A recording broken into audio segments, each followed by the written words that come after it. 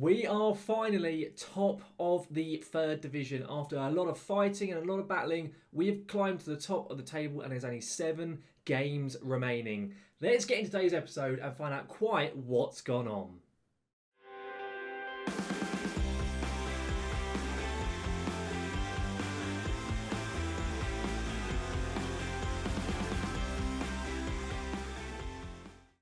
Welcome back then guys to the Red Devil Revival, now here for a brand new episode, episode 9 of our series here with Kaiserslautern. And as I just mentioned in the intro guys, we are in one hell of a position. We are finally, after 31 games in the league being played, we are sitting top of the third division. Considering how much of an inconsistent start we had at the beginning of the season, I don't quite know how we are at this point now, but our form currently is absolutely fantastic. Now though, before we do get into today's episode guys, if you missed the previous one when we took on Zwickau and Magdeburg in 2 pretty tough games, there'll be a link right above me for you to click on so you can go back and have a watch of quite what went on in that previous video. And of course, before we do get going as well guys, if you do enjoy today's episode, please do chuck a like down onto it. It massively does help the channel out, and if you're looking forward to seeing any more of my content here on LS Plays FM, such as the Red Devil Revival or any of my FM21 experiments or tactics videos, then do make sure to hit that subscribe button and ring that notification bell so that when any of my content here on YouTube goes live. Now on a note, let's get into quite what has gone on since last time out. We've only played 2 matches, but we've been doing very, very well. If I go into our schedule, of course, the previous matches that we played on the last episode were, of course, Zwickau and Magdeburg, which we managed to win both of those matches, just about both with last-minute goals in them. We then took on Halle, who were down the bottom of the league at home, and we beat them comfortably 2-0. Goals from Marvin Porty and Marlon Ritter, both who are having a fantastic end to this first season here at Kaiserslautern. We then went away to Lübeck, who we previously beat, I think it was 5-0 early on in the season, and we really struggled in this game. It was a really tough game to actually break Lübeck down, but we finally did it with another Marvin Porty goal, this time in the 79th minute, and we managed to scrape a 1-0 win. It means we have won our last 4 games in a row, and we are undefeated in our last 6. And since the beginning of January as well, guys, we've only lost 1 match, which is part of the reason why we have climbed the table quite so well. Our form is just phenomenal, it really is. In terms of the Dry Liga, of course, as I've already mentioned in the intro and now, I expect the video will be titled it, we are top of the league. We are top by 1 point, but it's only 1 point that separates ourselves and Erdingen and Dresden. So it is very tight up there between the top 3. It's also worth noting as well, we still have to play Erdingen, and that is one of our final games of the season. So this, I reckon, is going to go right down to the wire. Now, though, for today's episode, guys, we've got a bit of a replay of a previous episode, as today we are taking on our local rivals Saarbrucken, who are down there in 7th, and also 5th place Duisburg. And last time out, we didn't perform particularly well against either of these sides. I think we had a draw with Saarbrucken and a defeat to Duisburg, or it may have been the other way around, but I know we didn't beat either of them. Regardless, today I'm hoping for a better result. We first will take on Saarbrucken at home. In terms of our team selection, this is how we are lining up. It's basically as strong, really, as the team can be. It's Klapikas in net with Kraus, Sickinger and Kobold at the back. Kobold, by the way, who's come in, and Kraus, who is just having a phenomenal year. Kobold's come in, the board are loving him, and I am loving him so far. He's done very, very well since he has arrived. It's then Francis at right back. Hercher is still at left back. We nearly have our original first choice left back in Hlushek. He's nearly fit, but currently he is still out injured. It's then Johnny Williams now as the DLP. I have dropped him to play slightly deeper, and it seems to be working. It's then Tim Rieder as the ball-winning midfielder on defend. He's been having a really good year as well. Enzo Zidane comes in as the advanced playmaker. Marlon Ritter on the left as the shadow striker. And Marvin Porty, the goal-scoring machine, is playing up front. Because, of course, he scored in like his last 3 games in a row. So that's how we're going to line up. Let's get these sides submitted and see quite how we get on in this game. Here we go, getting into the match itself.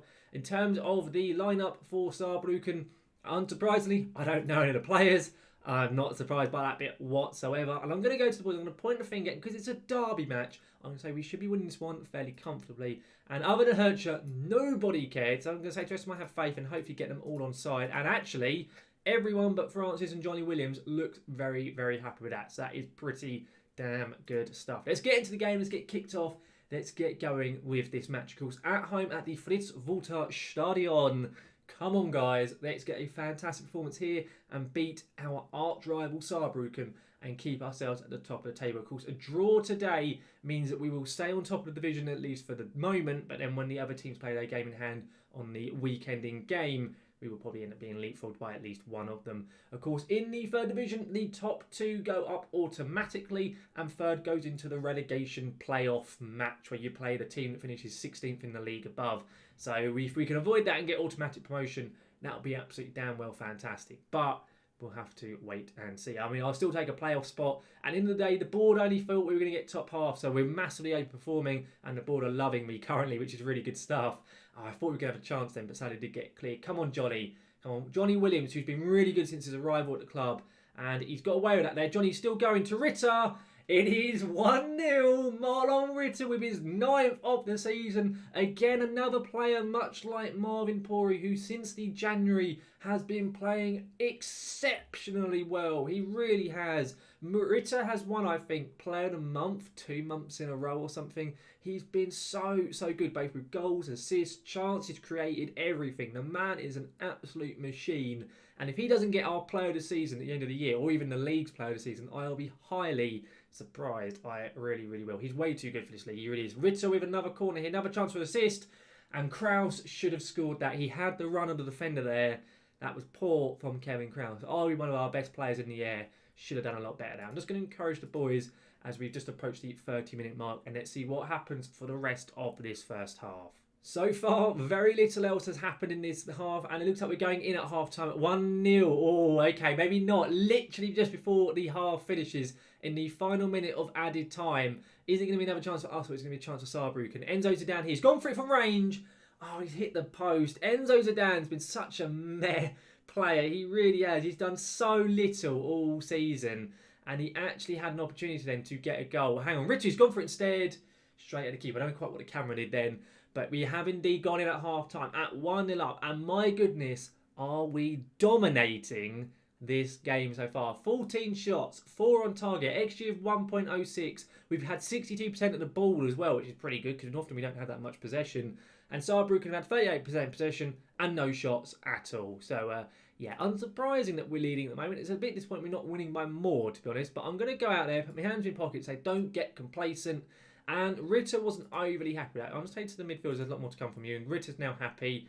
And let's just go and say to Hercher, there's a lot more to come. And okay, he's happy with that as well. So we've got everyone on sale, which is quite good to see from our team talk in this match. I found, to be honest, this year in FM21, team talks seem to be a lot easier. They really do, in terms of getting people on side, excluding when you chuck a water bottle at them. They never like that when you do that. But every other time I find team talks are seemingly very, very easy. I don't really understand why, but they just seem to be a lot easier to get players to actually react the way in which you want, which is always quite handy anyway. Obviously, if you want to try and get a good reaction out of your players. But regardless, we're into the second half. Maybe we've got a chance here. Hercher is through. If he can square it, which he has on to Pori. What a lovely assist there from Philip Hercher. And Pori, who I mentioned has scored in his last 3 or 4 games, scores once again. Now his 16th goal of the season. I think 15 in the league he's managed. Really great ball up there to Hercher and a lovely little squared ball. I didn't know if he was going to be greedy, go for a stupid shot from that angle, as players like to do in Football Manager. But for once, they didn't do it and he crossed it and it was a lovely little goal. I'm going to make some changes now that we're 2-0 up. We're really, really comfortable in this match so far. I'm going to sub off Rieder because he's not playing particularly well. Let's get Schmieder back on his plate. I'm also going to sub off Francis for Monet. Make that double change and see how we get on. Basically, like for like switches, we're not changing anything up tactically, at least in this game. Come on, boys, let's keep going. By the way, guys, if you are interested in the tactic that we use here with Kaiserslautern, the 5-2-2-1 formation, there will be a link right above me for you to have a look at that tactic and actually go and get a download link for it yourself if you want to have a use of that. Hang on, Johnny Williams. Really decent save there from backs in net from Saarbrucken. I thought Williams may have got that into the back of net. Sadly, he didn't. But as I say, if you want to download it, just use the link above me and it'll take you to that video. Oh, Kraus, that was stupid. He's handballed the ball. Regardless, we are now in the last 10 minutes. Saarbrucken finally had a shot on target. It took him the whole match basically to manage to do that. I'm going to make one more change. I'm going to get Gotval on in place of Kobold. We'll just make that straight swap. Another central defender. He's not bad. He's a bit of a youngster. Oh, hang on. Don't score here, Saarbrucken, please. Wow, okay, they've pinged that off the post. If they scored around out their second shot on target, I would have been infuriated. Hang on, Pori though. Can we counter? Marlon Ritter to make it 3-0. Ritter. They've overplayed that there. Ritter should have just gone for goal that time. Regardless, I think that's probably going to be game over. Let's get all the way through. And it looks like indeed it's going to be... There is a highlight in the 93rd minute. There is only 3 minutes of added time. So we're over the allotted time already. But is there going to be maybe a third goal? Pori to make it 3. Indeed it is. Against our arch rivals in Saarbrucken. We have smashed them 3-0. My goodness, our form at the moment, we are just unplayable. We really, really are. I don't really understand it because, I mean, in the January we made some decent acquisitions. Monet being one, Johnny Williams, of course. We also signed Kobold, who I think has been a massive help. But I don't know, most of the players we signed were defensive players. Yet we're scoring so many goals now. So I just don't know. Maybe it's just the players have finally learned the tactic and stuff like that. Maybe that is what has happened. Regardless, though, a great performance. Going to do outstretched arms with the boys. And I'm going to say, good win, boys. Well done. And they all look inspired and motivated with that. And, of course, that win keeps us firmly on top of the table. Where, of course, the teams below us both have a game in hand. But we do have superior goal difference, that type of stuff. So hopefully we can keep ourselves firmly in pole position in the league. But, of course, we have one more game remaining up against Duisburg. So I'll see you for that match in a few seconds. We are now here for our second game of the episode, this time away at MSV Duisburg, the team who are now in, I think, 6th. I think they lost their last game after we played, and yeah, they're either in 5th or 6th place. But it's going to be a tough match even so, and the team we're playing is very, very similar to the one that just played up against Saarbrucken. There is one slight change, though, to it. It's Krapikas in net with Kraustik and during Kobold, the same back three that played. I've then made Moray our starting right back for this game. Moray, of course, came onto the pitch for Francis, got himself an assist, played very, very well. So I'm giving him the start here. It's then Hercher, Williams, Reeder, Enzo Zidane, Marlon Ritter and Marvin Pori. For the first time in months, Adam Hlushek is coming onto the bench after he's returned from his injury. And also, we're not able to use Schmieder back on the bench as he picked up too many yellow cards, so he's now suspended. So instead, we've got Sessa, the lad who broke his leg earlier on in the season, is finally back onto the bench after months of being out of the side. This, though, is how we're going to be lining up. So let's get the team submitted and get into our second match of the episode. It's also worth noting, guys, that Erdingen and Dresden are playing each other while we're taking on Duisburg. So this could be a really good opportunity for us to gain some points on the teams around us at the top of the division. Let's get into our dressing room note. I'm going to say to the boys, I'm going to say we should be winning this one, much like I said up to the Saarbrucken match, and I do believe that to be the case. Considering the fact that Duisburg just got smashed 3-0 by either Dresden or Erdingen, we should be really beating them. I mean, I will take a draw away at Duisburg. They are a very tough side away at their ground. It's never going to be easy. But realistically, we should be beating them. You can also see the Erdingen and Dresden game here at the bottom of the latest scores. We will make sure to keep an eye on that match. Of course, a draw probably will be the best result either way. But otherwise, I don't really mind which one of them loses. But as I say, the draw is probably the best outcome for us anyway. Especially if we can win this match, it certainly would be. Hang on, Pori's been played through. Come on, Marvin. Pori's gone for it. Decent save there by, I think, Weinkauf, in net for Duisburg. I'm not entirely sure on his name. Can we get anything from this corner? Marlon Ritter puts it in to the far post. Kraus, it's gone over the bar, sadly for us. One thing I will definitely be looking out for in the summer, regardless if we go up or stay in the division, is a defender who is very, very good in the air. Because considering how good our set pieces are, I think it would definitely make sense for us to utilise that. Hang on, Pori! My goodness, what an effort that was! What a goal that would have been if that actually had gone in there from Marvin Pori. He went for the old scissor kick volley while his back was against the goal. It was a really bizarre attempted finish, but it nearly worked for him. Would have been an absolutely crazy goal. Hang on, Johnny Williams! Oh my goodness, how are we not leading this game already? We've had two really good chances. Of course, you can kind of count the Pori one as well as a bit of a half chance. We really should be leading this game. Ritter's corner there wasn't quite so good this time around. Come on, are we going to get another chance or is the highlight just going to end? I think it may just be going to end, sadly for us. Indeed, it has done. I haven't seen any goal yet for Erdingen or Dresden. I think it's still 0-0 for them as well as it is for us. So basically everything is just staying exactly the same as it was before this game. Hang on, I thought we were going to get a bit of a chance. I thought there was maybe a mistake there from the Duisburg player. but sadly it has not worked out quite that way. It's a bit strange really how Duisburg have been playing, because they had a fantastic beginning to the season. They were up in second or third for the majority of it, and then they've really dropped off. Wow, that is great timing, me saying about that, saying about them dropping off, and they instantly go and score. They obviously heard me, much like what happened in the last episode when I was saying about Crappy Cassie's clean sheet record. But yeah, I say about how poor Duisburg have been playing, and they then go and score. Of course they do. Fantastic stuff. Oh, I love you, Football Manager. I love you so much. Not.